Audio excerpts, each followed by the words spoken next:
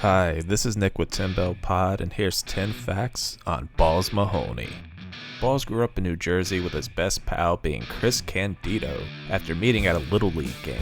And while Balls does give credit to Larry Sharp and the Monster Factory for training him, he would take some of his first wrestling bumps at the age of 12, as he and Chris Candido learned the ropes from Chris's grandpa, WWF wrestler Popeye Chuck Richards. Candido and Balls used to work matches under a mask at the age of 15, which isn't super legal.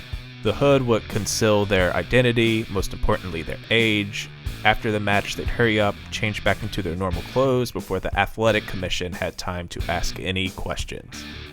Balls was a legit amateur wrestler, even wrestling in college before he blew his knee out. He was on the comeback to try out for the Olympics until he was banned from wrestling altogether because he punched a ref who gave him a bogus DQ. You can find a 20-ish years old Balls Mahoney doing jobs for WWE under his real name around 1992, losing to people like Marty Jannetty, Virgil, and Men on a Mission. When Balls was Boo Bradley in Smoky Mountain Wrestling, they did an angle where they killed the poor man's cat. In a feud with Chris Candido and Tammy Sitch, things reached a breaking point when Chris hit a top rope leg drop on a bag containing Boots the cat. Balls debuted in the WWF December 17, 1995 at In Your House 5 Seasons Beatings. Balls would be introduced as Santa Claus. Santa spelled with an X because it's the 90s. These aren't your old man's consonants, you swear. Following In Your House, Santa would go on to have a squash match, beating Scott Taylor. So yes, Santa once beat up Scotty 2 Hotty. WWF would soon do away with this gimmick because they received thousands of angry calls and letters from angry parents.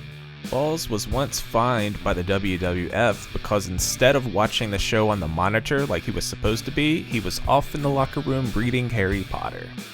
Balls found a home in ECW and would soon form the Hardcore Chair-Swinging Freaks with Axel Rotten. With everything we know about CTE and such, some of this doesn't age well, but for the time, Balls and his vicious chair shots were one of the coolest things going in wrestling.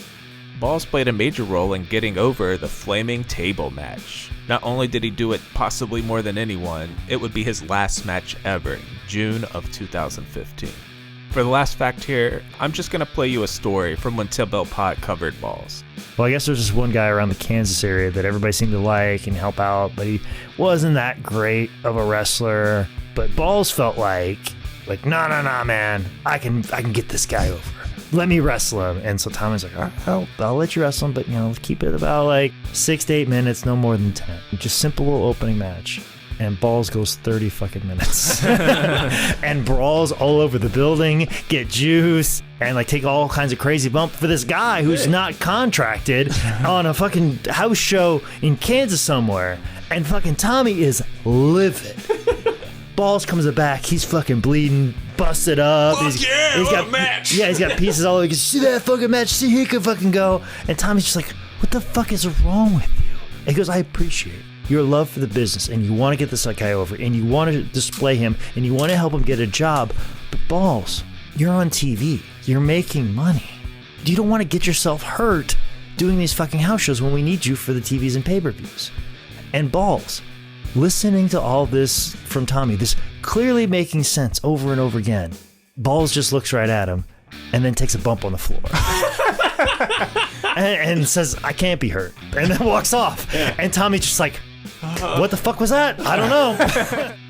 For more pro wrestling history, find Tim Bell Pod on your favorite podcast app or find us on YouTube, Instagram, and TikTok.